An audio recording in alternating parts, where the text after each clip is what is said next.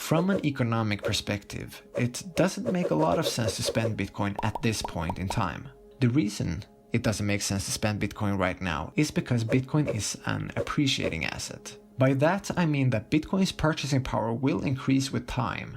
What is it that makes Bitcoin an appreciating asset? Bitcoin has many great qualities that makes it superior to all other forms of money that have existed prior to Bitcoin. But let's look at something really fundamental about Bitcoin that makes it an appreciating asset, namely Bitcoin's heavily skewed supply and demand. This is an amazing chart. It contains a world of information. On the x-axis, we have time, but here measured in number of blocks, or block height as it's known. 210,000 blocks is roughly 4 years, so every little box here is 4 years. On the left-hand y-axis we have number of bitcoins. If we follow the blue line and look at the y-axis, the supply started at 0. About 17.5 million bitcoins have been created so far, and there is never going to be more than 21 million bitcoins, meaning that there are only 3.5 million bitcoins left to be mined.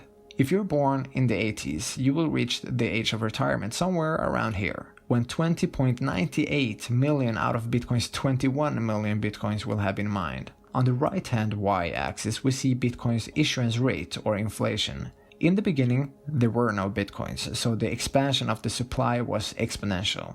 Then we see very clearly that Bitcoin's inflation rate is decreasing in steps. This continuous slowdown in inflation rate will continue until there are no more bitcoins left to mine, giving Bitcoin a fixed final supply of 21 million. We know exactly how many bitcoins there are right now. We know exactly how many new are being created every day. And we know exactly how many bitcoins there will be at any given point in time in the future.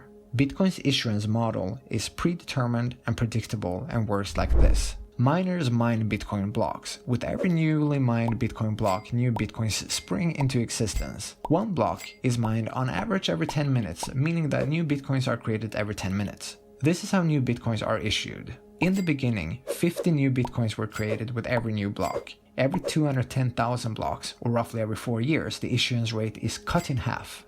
So after the first 210,000 blocks, after the first 4 years, the issuance rate dropped from 50 new Bitcoins every 10 minutes to 25 new Bitcoins every 10 minutes. 4 years later, there was another halving event, and the issuance rate dropped from 25 new Bitcoins with every new block to 12.5 new Bitcoins with every new block. The next halving event will be next year in 2020. Then there will only be 6.25 new Bitcoins with every new block. The supply of Bitcoin is fixed at 21 million, and the issuance rate is gradually reduced as we approach that number. The last Bitcoin will be mined sometime around the year 2140. Unlike the dollar, Bitcoin will, by design, not have its supply expanded over time. Demand will increase, but the supply will not, and this is very important. Just like real estate on Manhattan, Bitcoin's supply is inelastic. It cannot grow, which is going to drive demand into the skies. There are 7.5 billion people in the world, but only 21 million bitcoins. There won't even be enough bitcoins for every millionaire in the States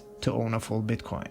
You do the math. Demand will increase, but the supply will not. The dollar's purchasing power decreases over time because it has a constantly expanding supply, which gives us, the people, incentive to spend our fiat fast before it loses any more of its purchasing power. Then there's Bitcoin, providing incentive to save instead of spending, because Bitcoin increases in value over time.